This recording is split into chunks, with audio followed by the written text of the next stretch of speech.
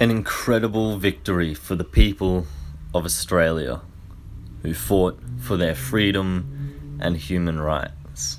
We did it. Have a look at the document, go straight to page 32. This year, the Australian Council of Trade Unions and the Business Council of Australia, they issued a joint statement on mandatory COVID vaccinations in which it acknowledged that the Australian government's COVID vaccination policy, that the vaccine is voluntary, and confirmed the views of the BCA and the ACTU that for the overwhelming majority of Australians, your work or workplace should not fundamentally alter the voluntary nature of vaccination. The Fair Work Ombudsman has also come out and said that the overwhelming majority of employers should assume they can't require employees to be vaccinated against coronavirus.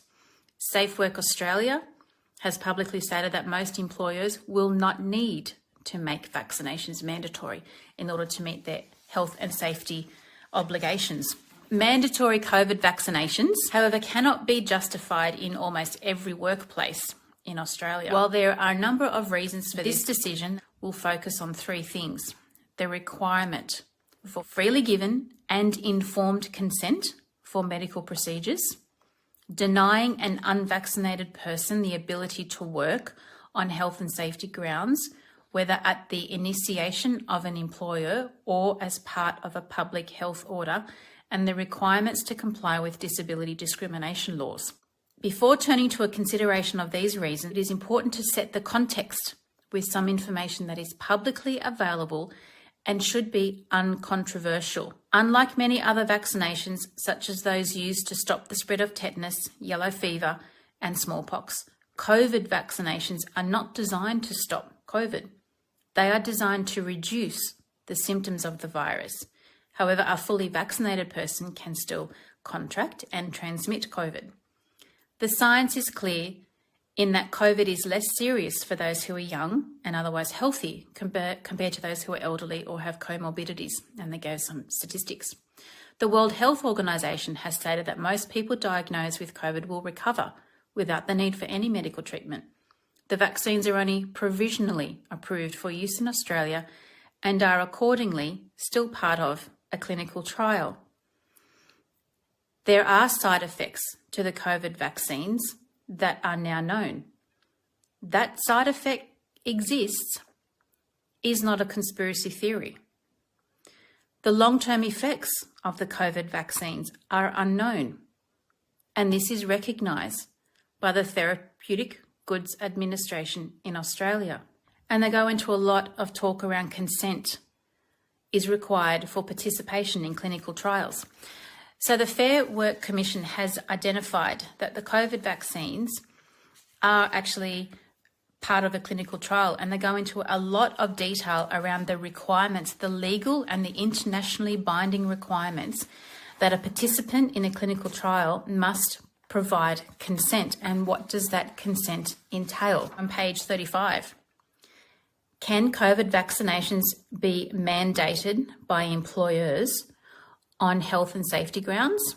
And their first response is, the short answer to this question in almost every case is no. Critically, there is another alternative to vaccines to assist employers in meeting their work, health and safety obligations, and that is being tested.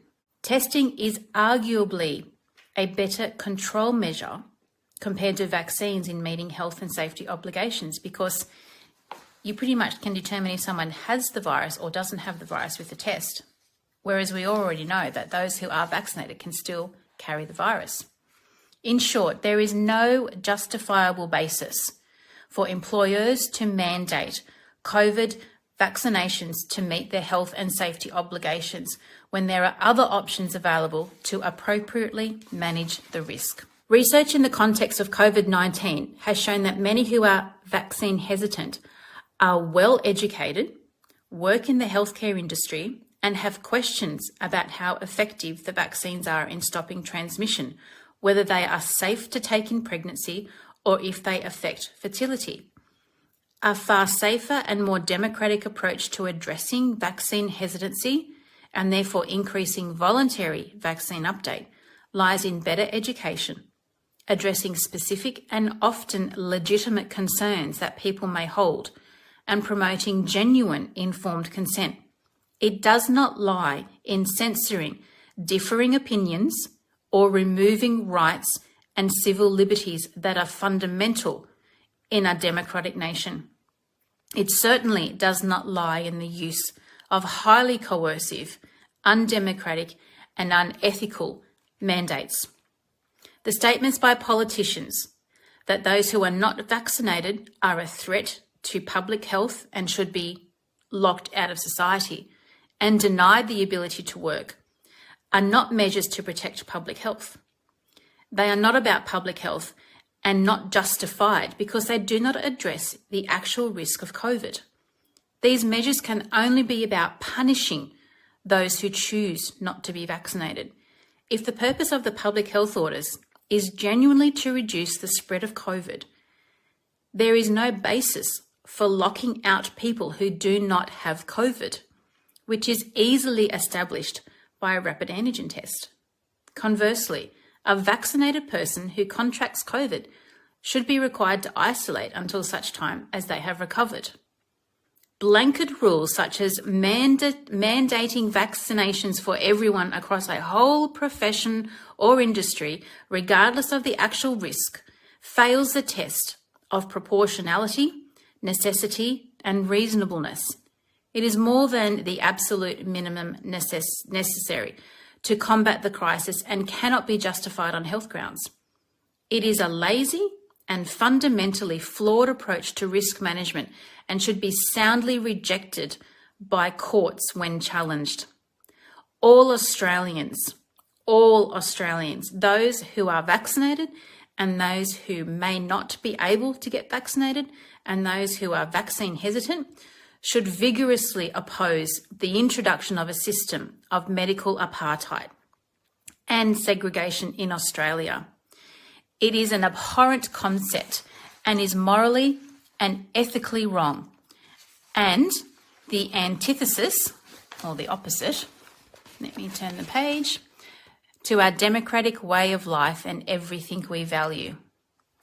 Australians should also vigorously oppose the ongoing censorship of any views that question the policies regarding COVID. Science is no longer science if a person is not allowed to question. Well, friends, that is unbelievably powerful. This is the document here. This has to go viral. Fair Work Commission has just said that a blanket mandatory vaccination policy breaches our democratic way of life. It is far and above more than what is necessary to contain the public health risk, which is the purpose of a public health order. It's more about control and now punishing people who haven't got the vaccine. This is not Australia, people. We need to stand up, spread this message around, share this Fair Work Commission decision, share it to all your friends, tell them where to go from page 31 onwards. That's the relevant stuff about COVID vaccinations. Share this video around. This is the facts. Finally, this commission has determined that what our government in New South Wales is doing is gone way too far. And it has to stop. It has to stop now.